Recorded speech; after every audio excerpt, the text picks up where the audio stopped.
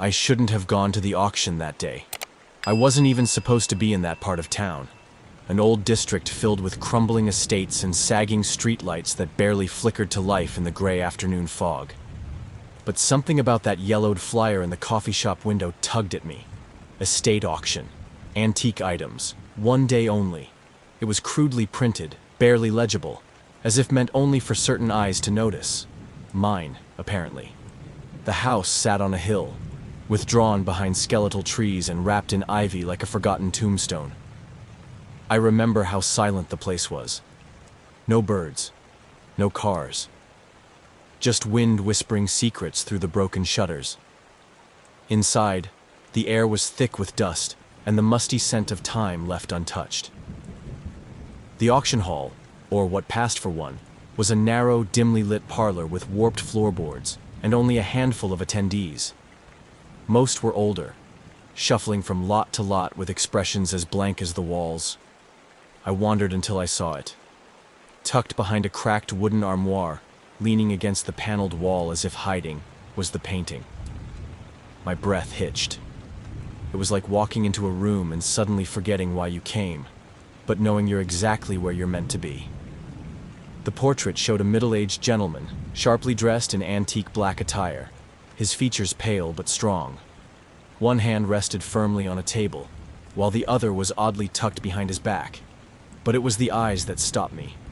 Piercing gray, they seemed to cut through the yellowed varnish and layers of time and lock directly onto mine. Cold, intelligent, watching. I blinked and looked away, but the pull was there. Magnetic, unsettling. No one else even seemed to notice it. When the bidding began for miscellaneous items, I stood up without thinking. "Item 47, the auctioneer said, gesturing toward the portrait with an oddly stiff hand. His voice was rasping, almost disinterested. "Oil painting. Artist unknown. One of a kind." I expected others to join in, but no one raised a hand. They kept their eyes down, as if ignoring the painting on purpose. I bid. Once. Sold. The auctioneer gave me a strange, fleeting smile. Thin and tight, like someone forcing themselves to act normal after witnessing something disturbing. I should have walked away, should have questioned why no one else wanted it. But instead, I took it home. By dusk, I had it hung in my study, a spot on the north wall, just above the armchair where I often read. It felt appropriate, like the painting belonged there all along. I stood back to admire it. The shadows in the room were growing long, stretching like tendrils across the floor. The man's eyes glinted in the dim light, and I swear, they met mine again. The study was quiet, the kind of quiet that's too quiet. I brushed it off, telling myself I was just tired. But as I sat in my chair, book open in hand, I couldn't concentrate. I kept feeling it. That gaze. Not a trick of light. Not some clever brushwork. No matter where I shifted, those gray eyes followed. I told myself it was just artistry. A remarkable illusion. But in the pit of my stomach, something twisted. Like the sensation you get when you realize you're not alone. That night, as I turned off the light and closed the study door behind me, I glanced one last time at the portrait. The man's face hadn't changed. Not yet. But I felt it, clear as breath on my neck. He was watching. And he was waiting. I tried to return to normal after the auction. The painting was now part of my study, hanging directly across from the armchair where I liked to read. It fit the room somehow, gave it character. That's what I told myself. But in truth, nothing felt quite the same after I brought it home. At first, it was a subtle discomfort, a feeling, nothing more, that someone was always just behind me, just out of sight. I'd sit down with a book and catch myself glancing up every few minutes. The man in the painting never changed, not really. Still, those gray eyes bore into me. They didn't just seem to follow me, they did. No matter where I moved in the room, the gaze tracked me. It was unnerving, sure, but I chalked it up to impressive realism. Days passed, and the sensation deepened. I'd enter the room and feel it like a weight in my chest. The awareness that I was not alone. Even with my back turned, I knew his eyes were fixed on me, watching, studying. One afternoon, two of my friends dropped by. Michael, an art history professor, paused in front of the painting. "That's remarkably well done," he said slowly. "The eyes are almost alive, aren't they?" "Creepy," muttered Claire. "I feel like he's judging me." They laughed it off, but I noticed how neither of them turned their back to it as we talked. And when they left, Claire gave the painting one last glance and shivered. That night, I had the first dream. It was all eyes, gray and endless, peering at me through a shifting mist. Thick clouds of smoke swirled around them, tinged with the scent of old oil and varnish. I couldn't move. I couldn't breathe. The eyes weren't just watching, they were searching, as if peeling layers off my soul. I woke drenched in sweat. My bedroom was dark and quiet, but the silence was wrong, too complete. I swear I heard faint footsteps, but when I checked the hallway, there was nothing. The painting, of course, was where it always was, but something had changed. I couldn't say what, at first. I stood in the study doorway for several minutes, staring at the portrait. Same clothes, same posture, same antique table under his resting hand. But the expression, the mouth, it wasn't as stern as I remembered. There was a slight curl at the corners, not quite a smile, not quite, a smirk. I shook my head, walked in, and turned on the light. The features returned to normal under the bulb's glare. Calm, lifeless, still. Maybe I'd just imagined it in the shadows. But when I turned off the light and stepped back into the hallway, I looked one more time. And I swear to God, he was smirking again. I awoke to a sound I couldn't explain. Not loud, but distinct. A soft thud, like a book slipping from a shelf. For a moment, I lay in bed, staring into the darkness, heart beating too fast. Then came the creak, the groan of old floorboards bending under weight. The study. I rose slowly, each step down the hallway stretching into eternity. The air felt heavier than usual, humid and cold, like a room long sealed now breathing open. The hallway light flickered once, then steadied, casting a yellow beam toward the slightly ajar study door. I hadn't left it open. Through the crack I could see the portrait. Even from this distance, the man's eyes met mine, sharp and unblinking. I stepped forward, each movement silent but brittle. My breath caught as I pushed the door open wider, and froze. The painting had changed. I couldn't believe it at first. I rubbed my eyes, squinted, but it was clear. The man's hand, once flat on the table, now pointed outward. His index finger extended ever so slightly, as if directing attention.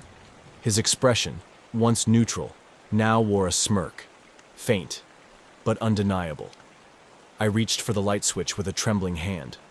The room lit up in a blink, and just like that, the painting returned to normal. Hand on the table, face impassive.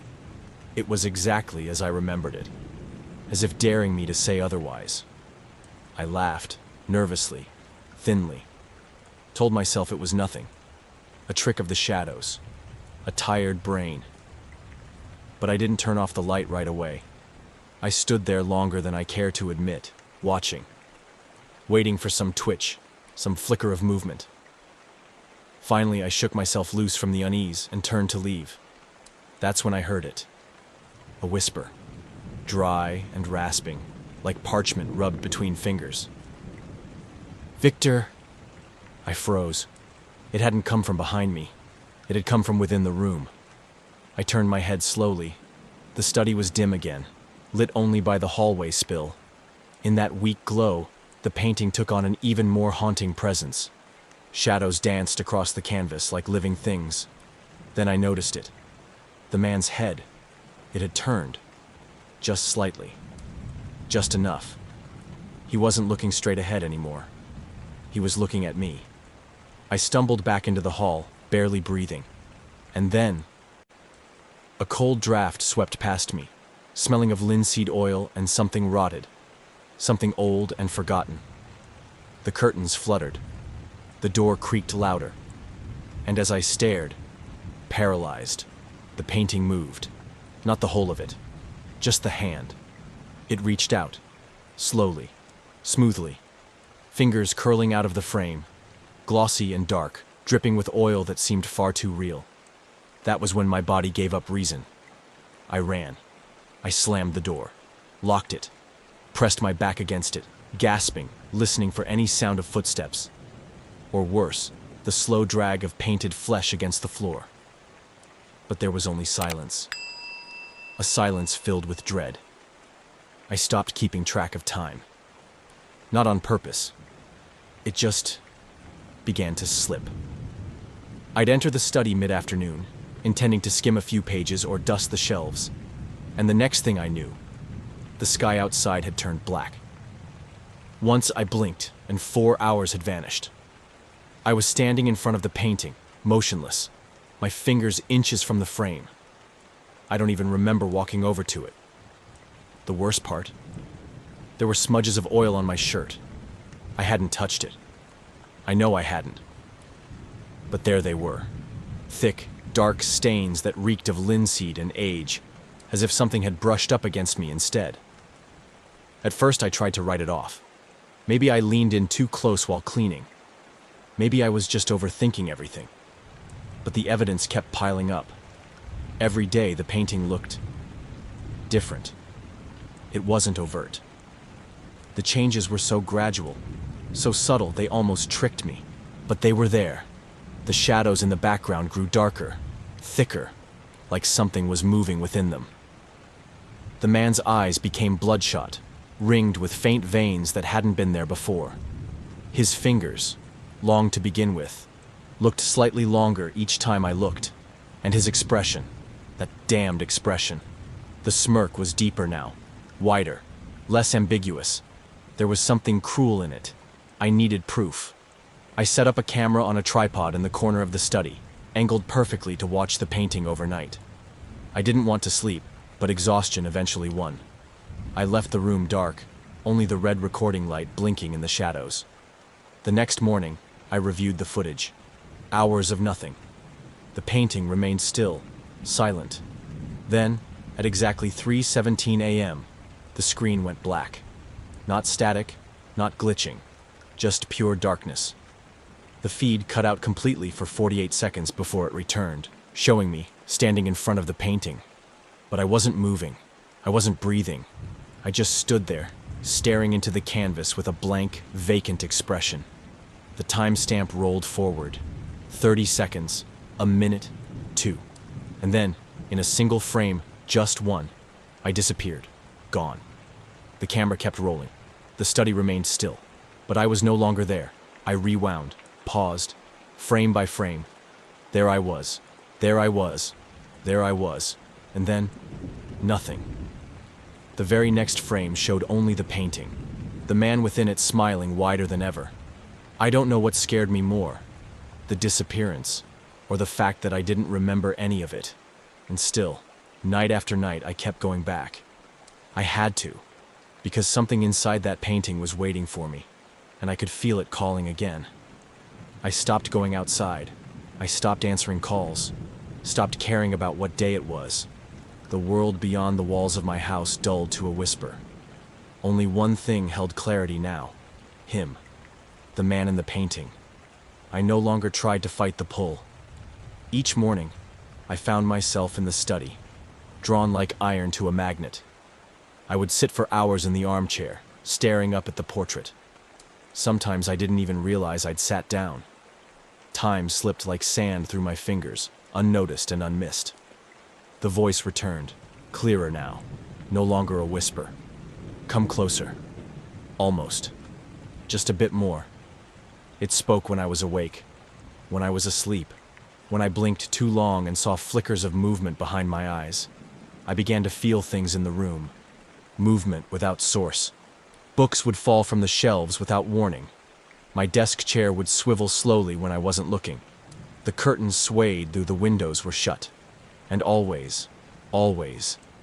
I felt the brush of something just behind me. Fingers that weren't there. Cold fingertips dragging along the back of my neck. A breath on my ear.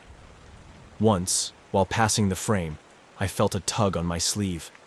I turned, heart hammering, but there was no one there. Only the gentleman in the portrait. Eyes brighter than before. Smirk more confident. Hand now angled slightly further outward. He was reaching. Each night I felt the air grow heavier, the walls closer. The study began to feel like a sealed chamber, not a room. The house creaked in unfamiliar ways, as if it too were shifting around the painting, bending toward it. I told myself to stop, to leave the house, destroy the thing. But the thought never lasted more than a moment, because I wanted to see it. I needed to. Even when I slept in other rooms, I would wake up standing in front of the painting, staring, drenched in sweat, my feet aching. I never remembered walking there. One night, as I stood inches from the canvas, I felt it. Not a breeze, not a hallucination. Force, a pull. My body leaned forward, not of its own will. I tried to step back, but something held me. Not hands, just a pressure.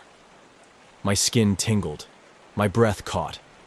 The painting seemed to pulse, like a heartbeat trapped in oil and frame. Then I was yanked forward, just an inch, maybe two. My foot slid against the wood floor.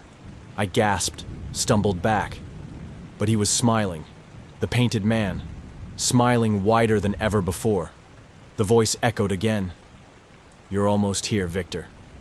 And deep down, I knew. He wasn't just reaching for me. He was waiting. I stopped sleeping entirely. Not because I didn't try, God knows I did.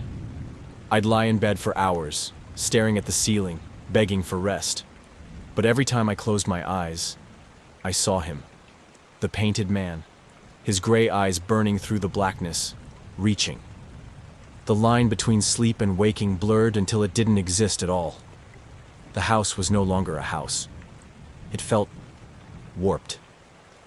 The walls bent in strange ways. The corners stretched. Shadows lasted too long. Sometimes the layout changed, just enough to unsettle. Doors where there weren't any before. Hallways slightly longer than they should be.